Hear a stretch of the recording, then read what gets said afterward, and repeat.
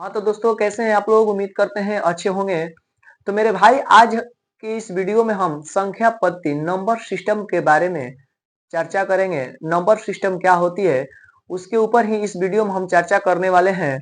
बहुत सारे मेरे भाई मेरे बहन का कमेंट है कि भैया थोड़ा संख्या पद्धति यानी नंबर सिस्टम पर भी चर्चा कर दीजिए। तो मेरे भाई ये वीडियो तो मान लीजिए कि 6 7 8 वाले मेरे भाई मेरे बहन के लिए तो है ही, लेकिन मेरे भाई जो बच्चे 9th 10th में चले गए और उनको भी ये जानकारी नहीं है तो आपके लिए भी ये वीडियो बहुत महत्वपूर्ण होने वाली है। तो आइए बिना समय व्यतीत किए आगे चलते हैं। पहला है संख्या पद्धति। संख्या के आधारित बहुत सारे सवाल पूछ लिए जाते हैं, जैसे प्रथम 5 प्राकृत संख्याओं का औसत क्या होगा, प्राकृत संख्या क्या होती है, सक्सेसर क्या है, प्रिसेसर क्या है। यानी कि मेरे भाई कई तरीकों का सवाल यहाँ से मिलता है। आइए एक एक करके हम लोग जानते हैं। पहली हमारी संख्या होती है प्राकृत संख्या। प्राकृत संख्या को हम लोग इंग्लिश में नेचुरल नंबर बोलते हैं। Natural number. Natural number. Sir प्राकृत संख्या क्या होती है, नेचुरल नंबर क्या होती है? तो गिनती के ही संख्या को गिनती की संख्या को प्राकृत संख्या कहते हैं। इस बात को ध्यान रखिएगा। कहते हैं गिनती के ही संख्या को प्राकृत संख्या कहते हैं, या बहुत सारे बुकों में बहुत सारे मेरे भाई में बहुत सारे टीचर भी पढ़ा देते हैं कि जो संख्या 1 से स्टार्ट हो उसे प्राकृत संख्या कहते हैं। तो कोई भी परिभाषा याद रखिएगा और एक बात ध्यान रखिएगा, सबसे छोटी प्राकृत संख्या 1 होती है। सबसे छोटी प्राकृत संख्या 1 होती है, ध्यान रखिएगा इस बात को। लेकिन नोट, कोई आपसे पूछे कि सबसे बड़ी प्राकृत संख्या क्या होगी तो फिर आप वहां आप चकित हो जाएंगे। इसलिए मेरे भाई सारा पॉइंट आपको क्लियर कर देते हैं। प्राकृत संख्या किसे कहेंगे, यानी कि नेचुरल नंबर किसे कहते हैं? गिनती के संख्या को ही प्राकृत संख्या कहते हैं, या जिस संख्या से गिनती का काम किया जाता है उसे प्राकृत संख्या कहते हैं। सबसे छोटी प्राकृत संख्या 1 तो होती है, लेकिन सबसे बड़ी प्राकृत संख्या की गणना नहीं कर सकते, यानी कि अनगिनत। सबसे बड़ी प्राकृत संख्या इंडिफिनिट या अनगिनत, या नहीं, इसकी कल्पना ही नहीं की जा सकती। कल्पना नहीं कर सकते। सबसे बड़ी प्राकृत संख्या की कल्पना नहीं कर सकते, इस बात को भी ध्यान रखिएगा। नहीं कर सकते हैं। इसे n के द्वारा सूचित करते हैं। n से सूचित करते हैं। इतनी बातें आपको उम्मीद करते हैं कि समझ आ गई होगी। यहां से एक सवाल पूछा है कि प्रथम 5 प्राकृत संख्याओं का औसत क्या होगा। प्रथम 5 प्राकृत संख्याओं का औसत क्या होगा। औसत आप लोग जानते हैं कि टोटल संख्याओं को जोड़कर टोटल संख्याओं से भाग दे देंगे उसके नंबर से तो आता है। तो प्रथम 5 प्राकृत संख्या की बात किया मेरे भाई, तो पहली प्राकृत संख्या 1 2 3 4 5 और टोटल संख्या से भाग दे देंगे। कितनी है? 1 2 3 4 5 और 5 से हम क्या कर देंगे, डिवाइड कर देंगे। तो जोड़ लेते हैं 3 6 10 और ये हो गया 15 और बटे 5 और इस तरीके से हमारा आंसर 3 हो गया। उम्मीद करते हैं कि आप प्राकृत संख्याओं को अच्छी तरीके से समझ गए होंगे। मेरे भाई अगर आप कॉपी कलम लेकर बैठे हुए हैं तो इसको नोट भी करते चले जाइएगा। आइए देख लेते हैं पूर्ण संख्या क्या होती है।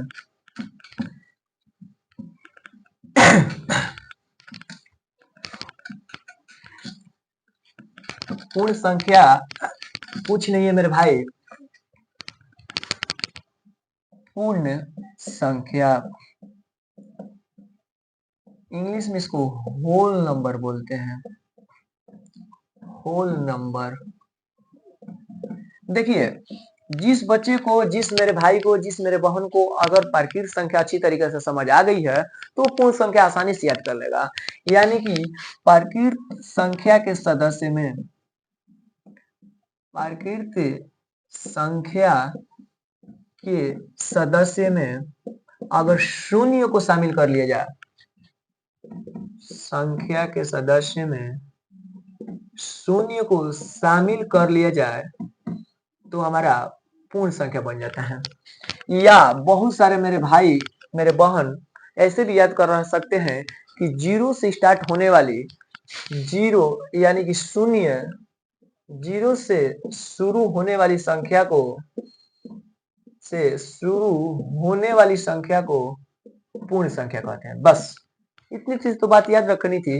जैसे प्राकृत संख्या मान लीजिए कि 1 2 3 4 ऐसे थ्री डॉट डॉट, और बस इसमें केवल जीरो को शामिल कर लीजिए, ये पूर्ण संख्या बनकर तैयार हो गया।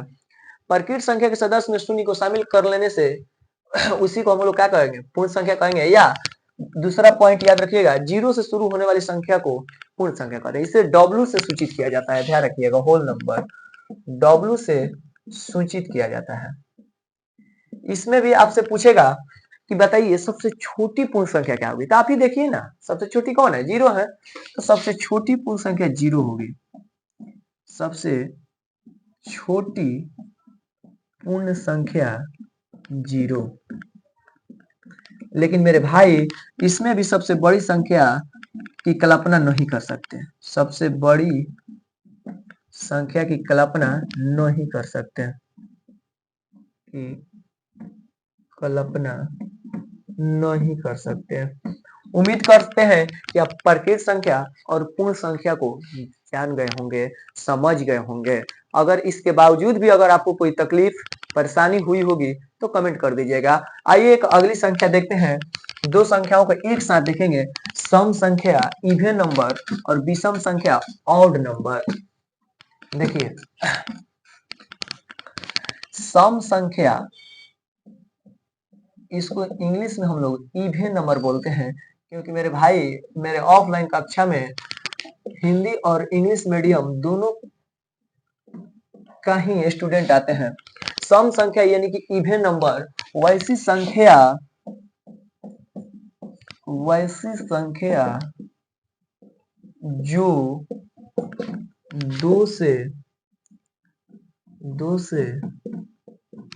पूर्णतः विभाजित हो जाए, पूर्णतः विभाजित हो जाए, वैसी संख्या जो दो से पूर्णतः क्या हो जाए, विभाजित हो जाए, उसे ही सम संख्या कहते हैं। जैसे एग्जांपल के रूप में हम लिखेंगे 2 4 6 56 डॉट डॉट डॉट डॉट। इसमें सबसे छोटी सबसे छोटी सम अभाज्य संख्या 2 होगी, लेकिन इसमें भी बड़ी संख्या हम लोग नहीं बता सकते, नहीं बता सकते, कल्पना ही नहीं कर सकते, कल्पना नहीं कर सकते। उसके बाद विषम संख्या, थोड़ा सा ध्यान रखिएगा ऑड नंबर को, विषम संख्या ऑड नंबर। देखिए यहां कुछ नहीं करनी है मेरे भाई। अगर आप एक स्मार्ट वर्क करने वाले स्टूडेंट होंगे तो आपको दिमाग लगानी होगी कि वैसी संख्या अगर जो दो से पूर्णतः विभाज्य हो जाए उसको सम संख्या कहते हैं, और वैसी संख्या जो दो से पूर्णतः विभाज्य न हो उसे विषम संख्या कहते हैं। बस इसी को लिख लेंगे अपनी भाषा में, वैसी संख्या, वैसी संख्या जो दो से पूर्णतः विभाज्य न हो।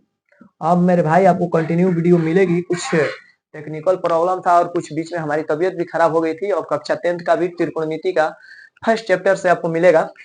विषम संख्या वर्ड नंबर वैसी संख्या जो दो से पूर्णतः विभाज्य न हो, जैसे 1 2, सॉरी 2 तो नहीं होगा, 1 3 5 डॉट डॉट डॉट।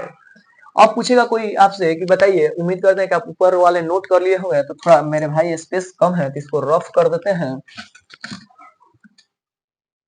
देखिए सबसे छोटी विषम संख्या 1 होती है, सबसे छोटी सबसे छोटी विषम संख्या संख्या 1 होती है। इस बात को जरूर ध्यान रखिएगा।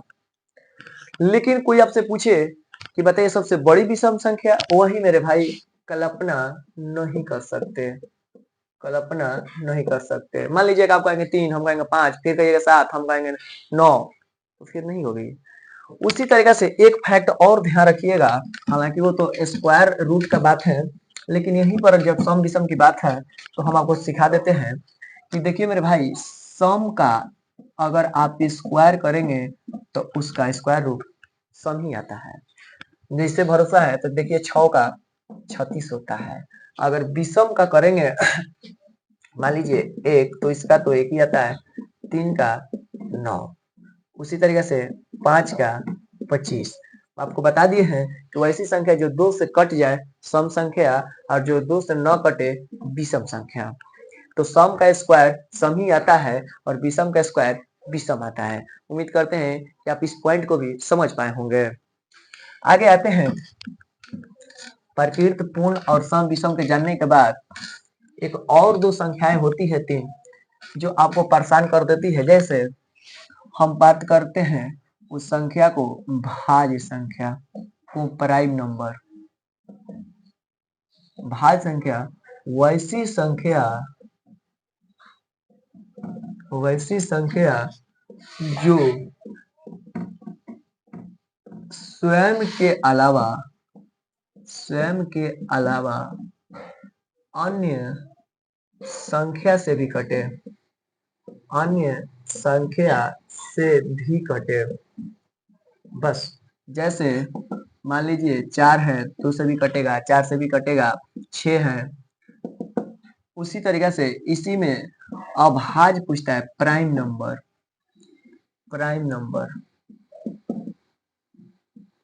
देखिए अभाज्य संख्या वैसी संख्या जो एक और स्वयं के अलावा किसी से ना कटे, वैसी संख्या जो एक अथवा स्वयं के अलावा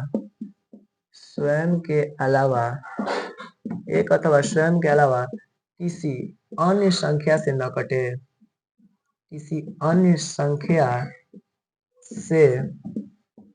कटे, उसे अभाज्य संख्या कहते हैं। जैसे सबसे छोटी सम अभाज्य संख्या 2 हो जाएगी, 5 हो जाएगा, 7 हो जाएगा। तो उम्मीद करते हैं मेरे भाई कि भाज्य संख्या, अभाज्य संख्या, प्रकृत संख्या, पूर्ण संख्या, सम संख्या, विषम संख्या आप समझ पाए होंगे। मेरे भाई एक बात और ध्यान रखिएगा, बहुत सारा बच्चा सक्सेसर और प्रीसेसर के बारे में नहीं समझ पा रहा है। अनुवर्ती संख्या और पूर्ववर्ती संख्या। देखिए अनुवर्ती का मतलब जैसे 8 का अनुवर्ती 1 प्लस करके 9 हो जाएगा, और पूर्ववर्ती हो जाएगा 8 का 1 घटा देंगे, बस। यही मेरे भाई सक्सेसर हो गया, ये प्रीसेसर हो गया। अनुवर्ती में 1 जोड़ देते हैं, पूर्ववर्ती में 1 घटा देते हैं।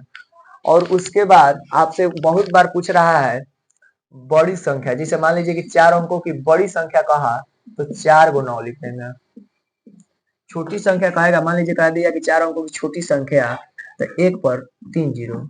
अब इस तरह से सवाल बदल लेता है कि 4 अंकों की बड़ी संख्या, 4 अंकों की छोटी संख्या का अंतर बताइए। अंतर का मतलब घटाओ, और योगफल बताइए, तो जोड़ देंगे। तो कुछ नहीं करना है, मान लीजिए कि कहा 4 अंकों की बड़ी संख्या और 4 अंकों की छोटी संख्या का योगफल क्या होगा, तो आप जोड़ लेंगे, ये आंसर हो जाएगा। अगर मान लीजिए इसका अंतर कह देगा तो आप घटा लीजिएगा 9, 9, 9 और 8। तो मेरे भाई उम्मीद करते हैं कि इस बात को भी समझते चल रहे होंगे। और 2-3 संख्या है, जैसे पूर्णांक संख्या हो गई, परिमेय संख्या हो गया, अपरिमेय संख्या हो गया। तो इस संख्या के ऊपर मेरे भाई हम नेक्स्ट वीडियो में चर्चा करेंगे, क्योंकि ये वीडियो आपको लंबा हो जाएगी और आप बोरिंग होने लगेंगे। तो उम्मीद करते हैं कि आपको ये वीडियो अच्छी लगी होगी। और मेरे भाई आपको इस चैनल पर कंटिन्यू वीडियो देखने को मिलेगा। धन्यवाद।